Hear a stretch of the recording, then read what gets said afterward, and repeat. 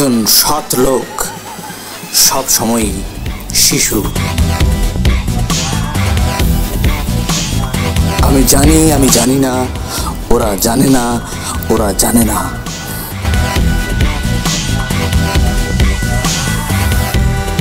শিক্ষার শেকড়ের স্বাদ তেতো হলেও মিষ্টি।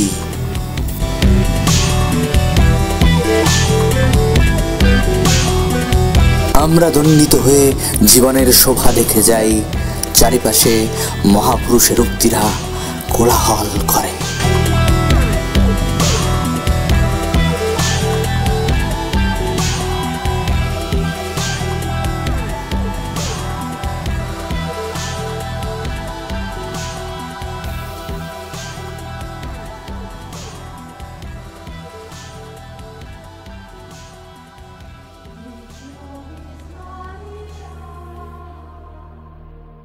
আমি তোমাদের কোন বিষয়ে পড়াতে এসেছি আমার ঠিক জানা নেই। আমি এও জানি না তোমাদের দেখতে এমন আলুর মতো কেন মনে হচ্ছে। আমি এটাও জানি না তোমাদের আসল উদ্দেশ্য আলো বিতরণ করা নাকি নিজেকে পুরোপুরি পুড়িয়ে দেওয়া। যাই হোক, সরকারি শিক্ষক হিসেবে আমার প্রথম কর্তব্য হলো রোল কল। সুতরাং আমি রোল কল করছি। Roll number 1 present sir. Roll number 2 present sir. Roll number 3 present sir. Roll 4 present sir.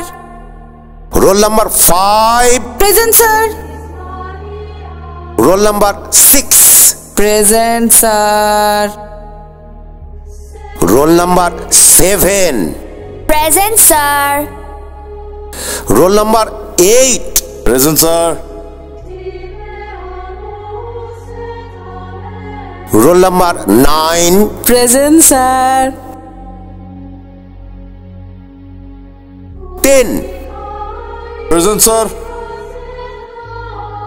Roll 11 present sir. Roll number 12 present sir.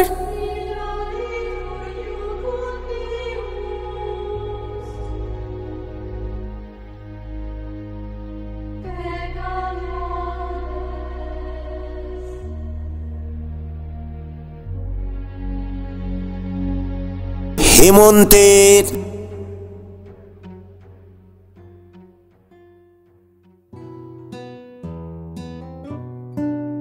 হেমন্তের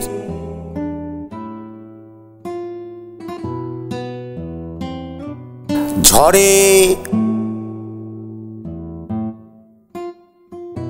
আমি ঝরিব যখন।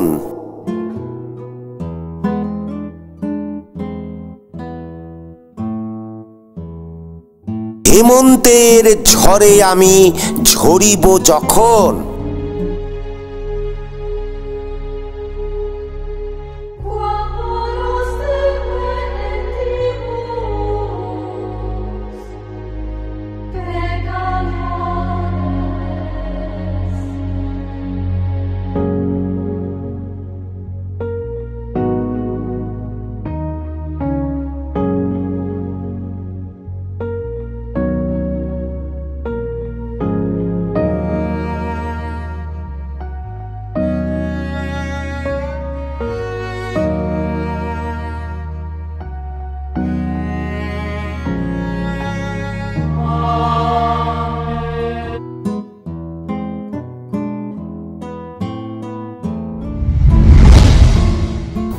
আমার সকল গান তবু তোমারে লক্ষ্য করে।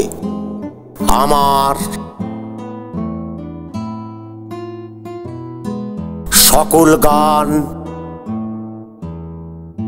তবুও তোমারে লক্ষ্য করে।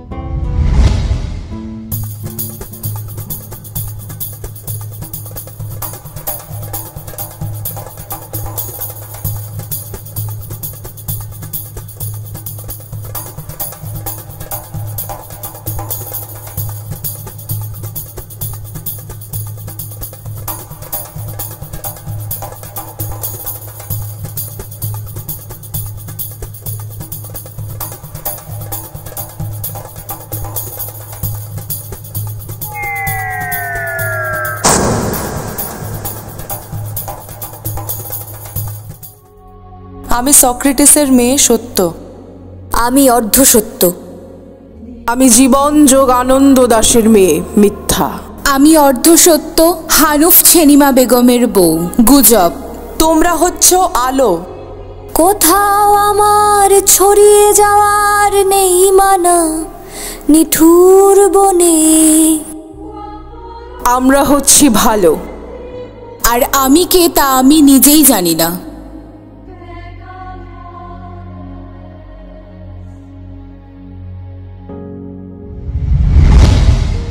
আচ্ছা, সত্য এবং মিথ্যার কনফ্লিক্টটা কি চিরকাল অন্ধকারেই নির্ধারিত হবে? আমাদের কাছে এর কোনো সদুত্তর নেই। আমরা হঠাৎ করে আসি, হঠাৎ করে চলে যাই। আমরা বানিয়াটোলের নাম রাখি খালাসিটোলা। আমরা হঠাৎ করে ভাবি, হঠাৎ করে খাবি খাই। আমার মনে শুধু সন্দেহের সন্দেশ, শুধু সন্দেহের সন্দেশ। কিন্তু আপনাদের তো নিজেদের অস্তিত্ব প্রমাণ করতে হবে, সে কুতর্কই হোক আর বিতর্কই। আপনাদের সৃষ্টি করতে হবে ফিকশন। আপনারা যদি সেটা না করেন তাহলে তো সমস্তটা অন্ধকারের অভিনিবেশে নিভে যেতে হবে একমাত্র আমাকেই। তাহলে হোক কনফ্লিক্ট। গেট কে রে get get. Press meet, press meet. Bullshit, bullshit. আয়োজন। মানুষ মানুষের দিকে আর চোখে তাকায়। ইতিহাস অর্ধ সত্যে কামাচ্ছন্ন কালের কিনারায়।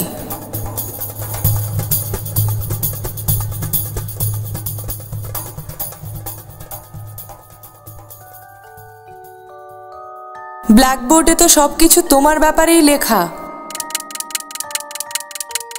কত লেখা ঝরে যায়। ঝরা পাতা ছাড়া বকুলতলা, দুঃখ ছাড়া নিকোনো আঙিনা হয়, বা যদিও হয়েও লাভ নেই।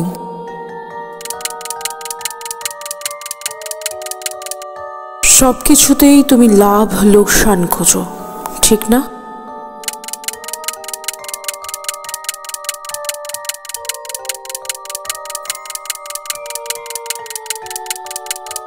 না, আমি শুধু জানি যেটা ঠিক সেটা ঠিক, যেটা ভুল সেটা ভুল।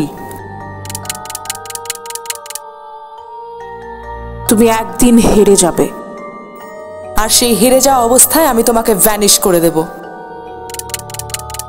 আচ্ছা, সাহস কার বেশি, তোমার না আমার? নিঃসন্দেহে আমার। কিভাবে? এই যে আমি যে কোনো মুহূর্তেই মরতে রাজি হয়ে যাই। আর আমি যে তোমাকে প্রতি মুহূর্তে ব্যক্তি দিচ্ছি, এর কোনো মূল্যায়ন নেই।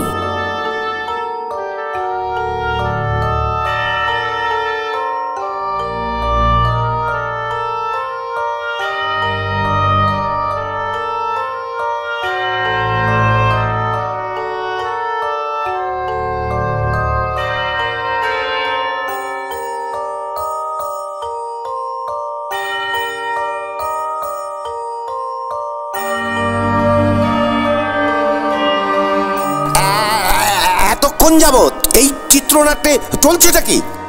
পরিচালক পরিচালক কি বোঝাতে চাইছেন? পরিচালককে জিজ্ঞেস করুন। প্রডিউসারকে জিজ্ঞেস করুন। কে পরিচালক? কে? সেই লম্বা লোকটা। তাই তালগাছ কিংবা জিরাফের সাথে তার তুলনা চলে না। কোন লম্বা লোকটা?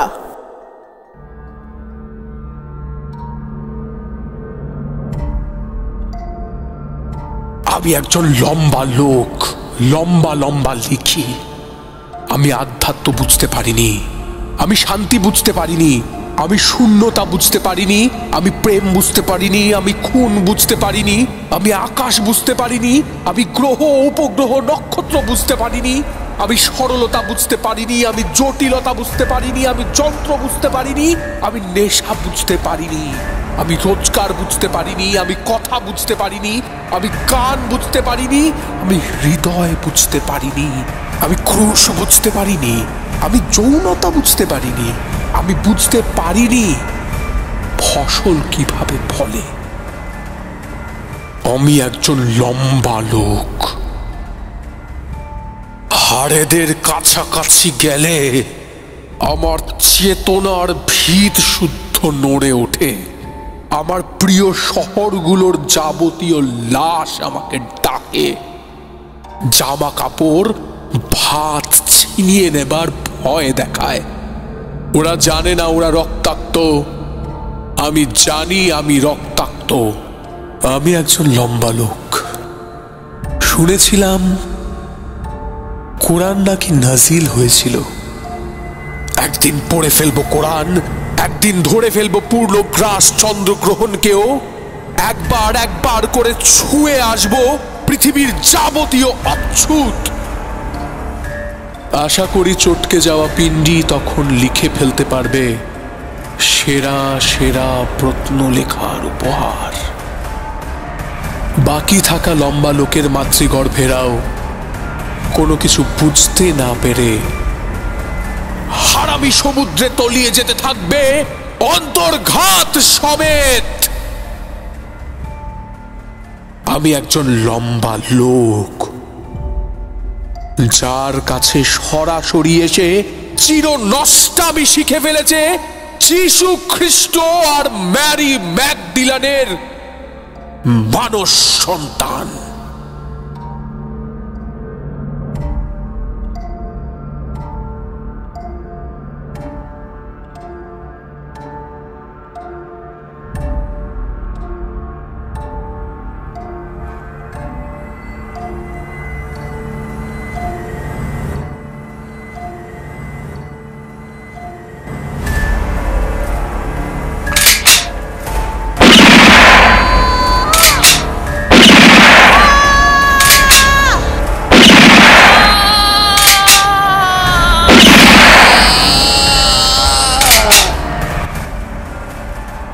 ঈশ্বর, ওরা অবুঝ, ওদের ক্ষমা করে দিও।